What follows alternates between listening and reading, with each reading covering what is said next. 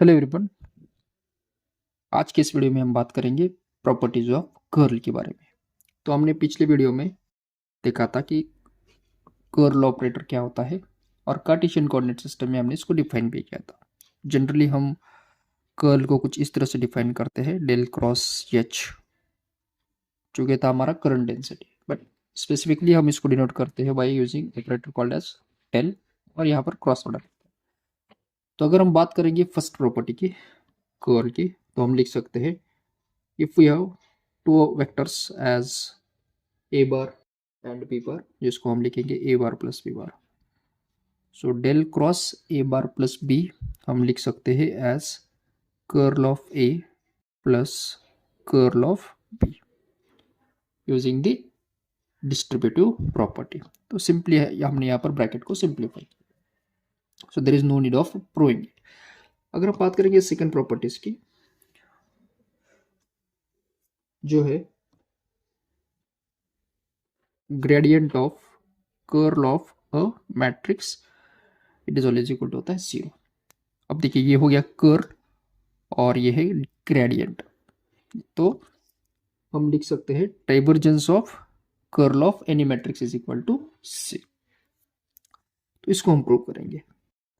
इसको प्रूव करने के लिए हम एज्यूम करेंगे let we have vector A bar as X bar plus A Y bar plus A Z into A Z bar, और यहाँ पर हम लेंगे फर्स्ट तो कर्ल, तो इसको हम लिखेंगे del cross A bar as A x A Y A Z into differentiation along X Y और ये है Z, del X del Y del Z, और ए के वेक्टर के कंपोनेंट अगर हम लिखेंगे तो ये आ जाएगा ए एक्स, ये है ए वाई और ये है ए जेड।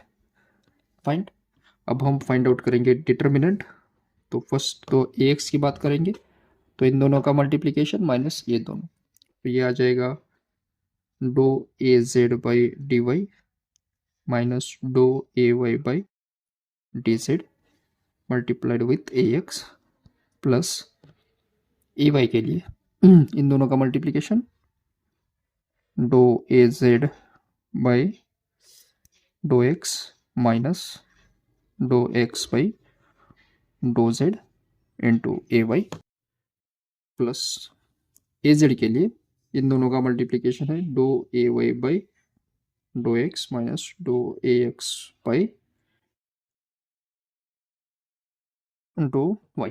एक्चुअली यहाँ पर साइन माइनस होना चाहिए, डिटर्मिनेंट में ये वाला होता है माइनस, ठीक।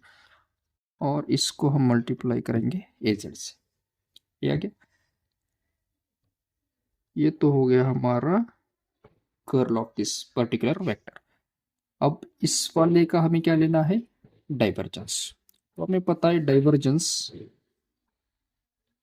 अगर हम लिखेंगे del cross, let suppose vector अगर हम एज्यूम करेंगे, इसके अलावा दूसरा वेक्टर अगर हम देखेंगे तो let suppose we have P, del cross P, तो हम इसको लिखते हैं D P by D X, D P by D Y, और ये होता है D P by D Z. At the same time इसके भी कंपोनेंट अगर हम लिखेंगे तो ये पी एक्स, ये पी वाई और ये आ जाएगा पी जेड, तो ये आ जाएगा हमारा डाइवर्जेंस ऑफ पी। अब हमें क्या करना है, हमें लेना है divergence of curl of A bar. तो कर्ल ऑफ ए बार तो ये आ गया है, इसको अगर हम लिखेंगे as divergence of del cross A bar, तो हम लिख सकते हैं do by dough X of P X. अब यहाँ पर हमने पी लिया था, लेकिन यहाँ पर क्या है डेल क्रॉस ए, तो डेल क्रॉस ए के लिए देखिए ए एक्स के अलोंग ये जो भी मैग्नीट्यूड है वो आ जाएगा पी एक्स की जगह पे, तो ये हो जाएगा डो A Z by dough Y minus डो A Y by dough Z. Similarly डो by dough Y along Y direction. अब वाई के लिए अगर हम देखेंगे तो यहाँ पर माइनस है, तो इसको हम मल्टीप्लाई भी कर ले सकते हैं, तो ये माइनस माइनस प्लस हो जाएगा एज डो A X by do Z minus डो A Z by dough X plus इसके लिए। तो देखिए ये वाला है z का मैग्नीट्यूड, तो लास्टली हम लिखेंगे डो बाई डो z डो A Y by dough X minus डो ए एक्स बाई डो। अब हम इसको मल्टीप्लाई करेंगे तो ये हो जाएगा डो square A Z by dough x dough Y minus डो स्क्वायर ए वाई डो एक्स डो जेड प्लस डो square A X by dough Z डो वाई माइनस डो Y by dough X plus ये हो जाएगा डो square A Y by dough Z डो एक्स माइनस डो square A X by dough Z into T Y. अब देखिए कौन सा टर्म कैंसिल हो सकता है, तो यहाँ पर डो एक्स डो वाई वाला टर्म देखिए ए जेड के लिए ये और ये हो जाएगा कैंसिल। सिमिलरली ए वाई के लिए देखिए ये दो टर्म्स ये प्लस माइनस कैंसिल और ये भी प्लस माइनस कैंसिल, यानी ऑल टर्म्स कैंसिल हो गए। तो finally it is equal to क्या आ जाएगा 0। Therefore property is proved, divergence of curl of a vector is equal to 0। फिर स्टेटमेंट भी हम लिखेंगे divergence of curl of any vector is equal to 0।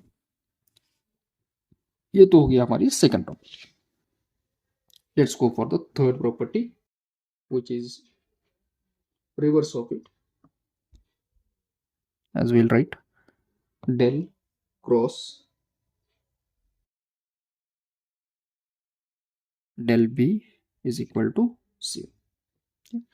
या फिर इस वाले ऑपरेटर को हम भी ए भी ले सकते हैं, anything we can choose according to our choice.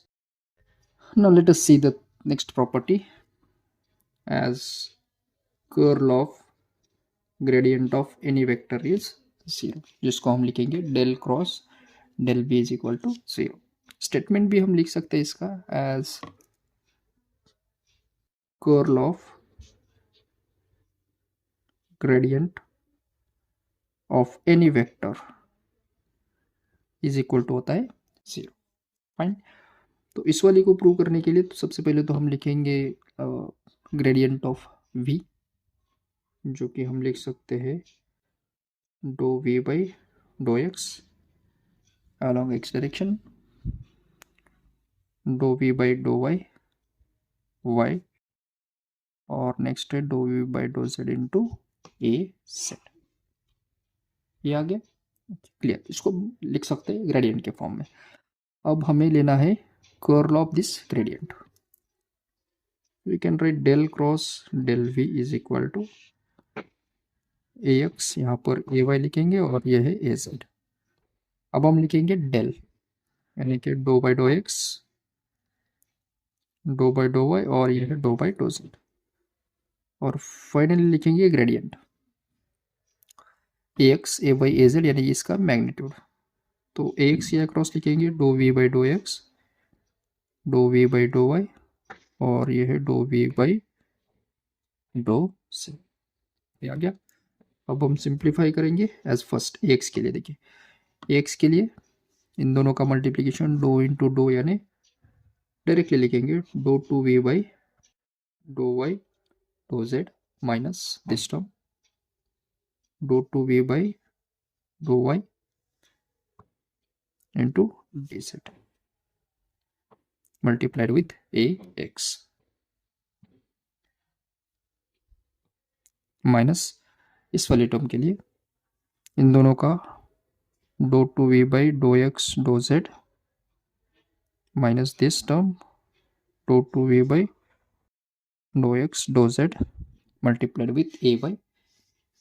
Similarly last term A Z के अक्रॉस इन दोनों का मल्टीप्लीकेशन है do two v by dough x dough Y minus do two v by dough x dough y, और इसको multiply करेंगे with A set.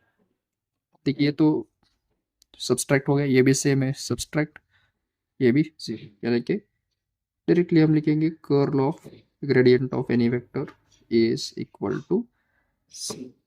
So this is a third property.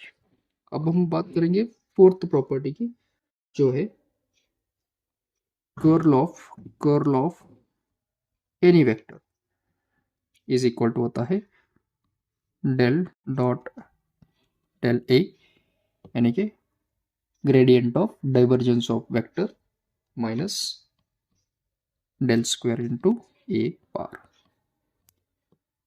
So this will be our fourth property.